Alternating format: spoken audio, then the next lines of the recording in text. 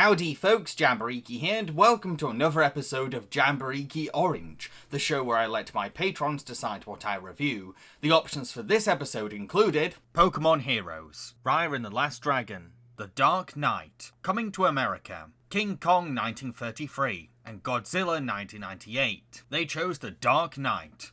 Bruce Wayne is continuing his role as Batman in Gotham, but things have become more intense since a new villain started a wave of crime. A clown-faced weirdo called the Joker, who believes that chaos is the solution to society's follies. Meanwhile, a charismatic lawyer called Harvey Dent has recently been elected as district attorney. Batman and Jim Gordon have great faith in this man, because he isn't afraid of the criminals ruling Gotham, but the Joker is hatching a plan to corrupt all hope for the city.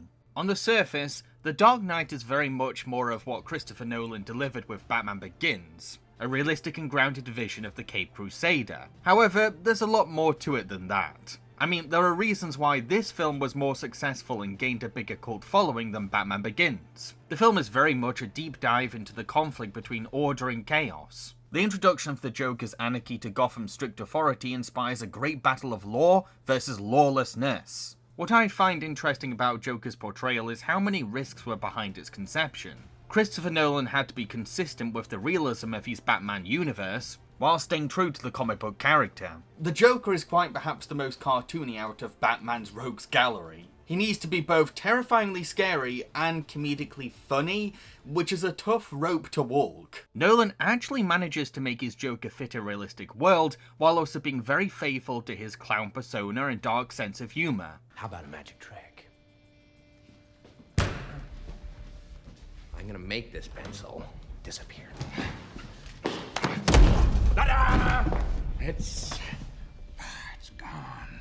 Dark Knight's Joker is less of a gangster supervillain and more of a terrorist with a circus-themed aesthetic. Many are quick to simply sum him up as a psychopath, but such a distinction requires the symptom of egocentricity. The Joker isn't in love with himself, he's a criminal with a message to preach and is willing to give up his own life to demonstrate his philosophy of chaos. He's an intelligent planner who loves adding a punchline to each of his crimes. Just when we think he's playing a simple game, there's suddenly a surprise twist to his scheme. This is why he frequently gets his way. He's always 2 steps ahead of his enemies. The movie not only keeps his real identity a secret, but also lets him contradict his backstory a few times too, by giving conflicting origins for the smile scar on his face. This is what makes him such a creepy antagonist. It's a writing choice that follows the principles of horror, that being less is more. Not knowing this man's history leaves us with less to rationalise, giving this Joker a mythological presence, an intimidating mystery that's hard to comprehend. Tell them your name.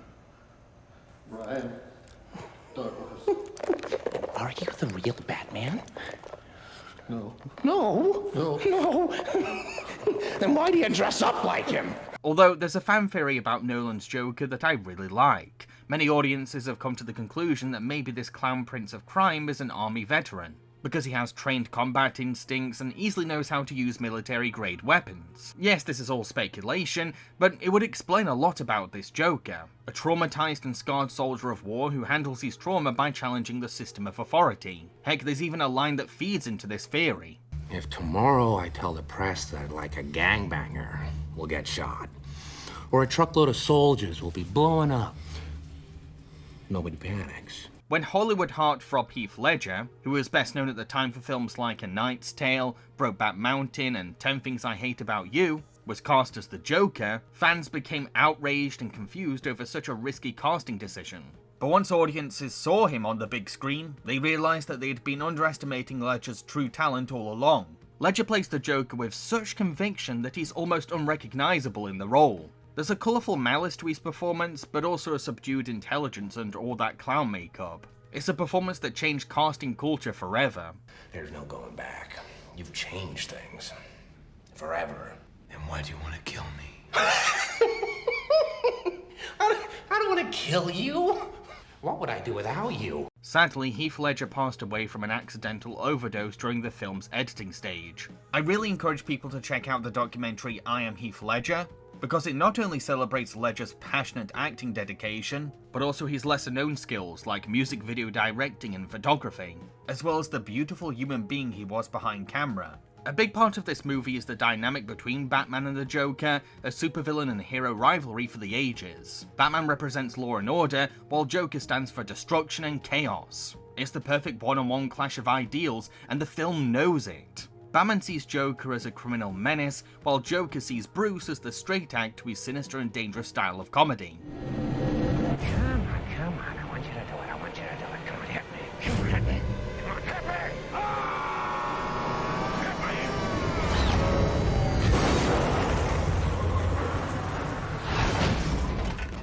Joker takes great joy from taunting Batman into breaking his no-killing rule. It's quite thrilling seeing how far Joker will go, but also kind of funny in a dark sort of way too. I have one rule.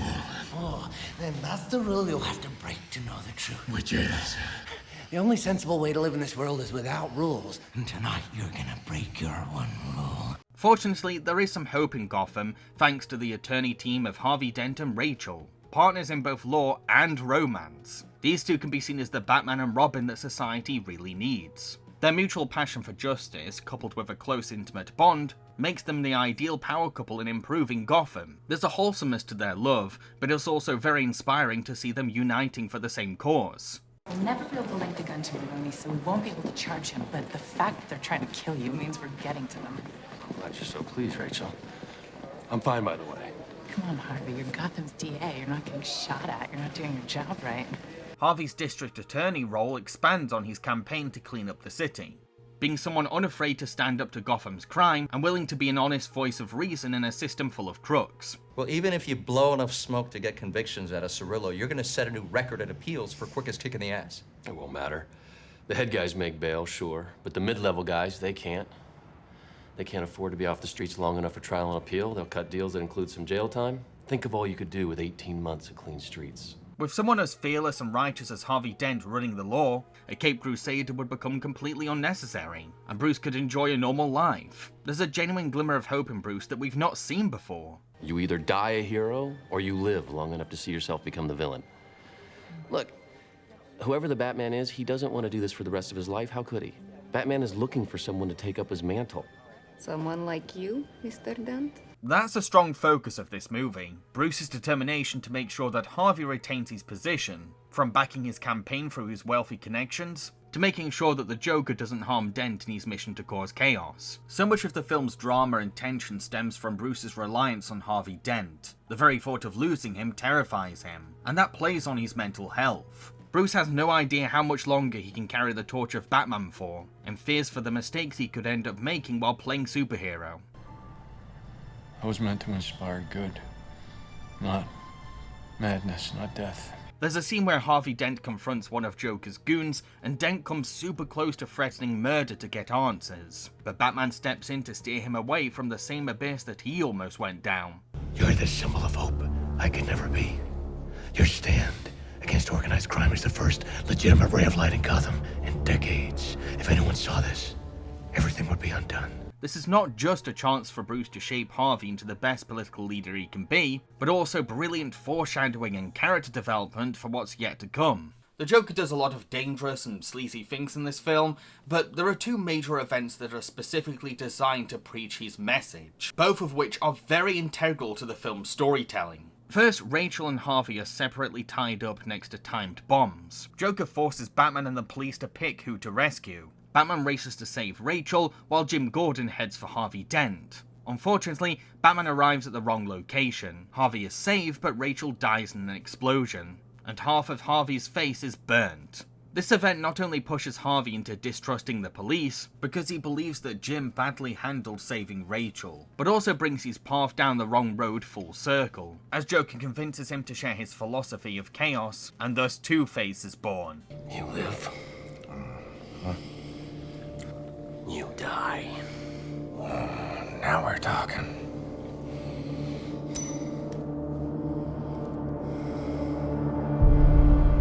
Two-Face is the tragic result of a city's white knight losing faith in authority, but also a product of Joker's manipulative attempts at normalizing disorder.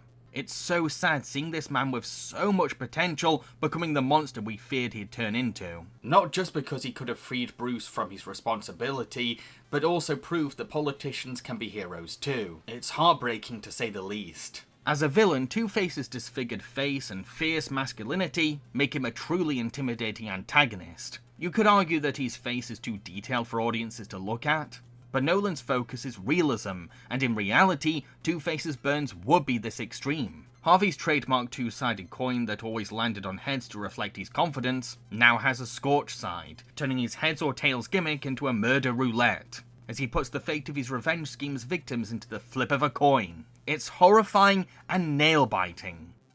The world is cruel, and the only morality in a cruel world is chance. Unbiased, unprejudiced, fair. His son's got the same chance she had. 50-50. Joker later threatens Gotham to the point where they're forced to evacuate on ships, prisoners on one vessel and civilians on another. Joker gives both parties a detonator to blow up the other ship, and both sides have to decide if they're willing to press their respective detonator. Joker's terrorist experiment is designed to prove that humans are inherently violent, so that he can validate his own worldview, but things don't go to his plan. Sure, the civilians are eager to sacrifice the prisoners' lives, believing that they have less right to live, but they can't find it in themselves to press the button. The prisoners argue with their warden over what should be done, but one prisoner convinces the warden to hand over the detonator, only to throw it out of the window. While humans are capable of committing evil, they can find the strength to defeat said temptations, even if they've failed to do so before, which just shows that the Joker's ideology is far from universal truth and can be easily debunked. However, the story of Batman is still, and always has been, about tragedy. So while Joker's test did fail, he still proved that he can convince an unstable person to become chaotic evil. Not just anyone, a shining light for a crime-ridden city. A part of the Clown Prince has won in a nihilistic sort of way. But to counter such a bleak conclusion, we're reminded that Batman will always be Gotham's silent guardian until someone as brave as Harvey takes the mantle again. To conclude, The Dark Knight is a brooding yet sophisticated exploration into finding hope within chaos. A political thriller full of exciting action, unnerving terror, and gripping psychological mind games. Under all of its high-octane tension, though, is an intimate study of Bruce's relationship with his Batman identity, and whether the day will come when he can hang up his cape for a normal life. So what do you think of The Dark Knight? Let me know in the comment section below, and don't forget to click that like button. What am I going to be reviewing in the next episode of Jambareeqi Orange? Well, that's entirely up to my patrons. The options for the next episode include Mortal Kombat Legends Scorpion's Revenge, Howl's Moving Castle, The Little Mermaid 2, Lost in Space, Monster Hunter, and The Dark Knight Rises. That's a pretty awesome selection, am I right? Now, don't forget that you have to be a patron in order to access this poll. What is a patron? Don't worry, I'll explain. This is my Patreon. It's a site for my fans to support me financially on through a monthly basis. Those who donate are called patrons. Patrons can donate as much as they want and are welcome to stop donating anytime. In return for their generosity, patrons are given exciting rewards based on their pledge amount. These rewards include early access to my videos before they go up publicly on YouTube, behind the scenes content, their name in the end credits of my videos, a chance to request a review of anything at all, and much more. I'm very excited to find out what my patrons want me to review next on the show. Cheerio, folks.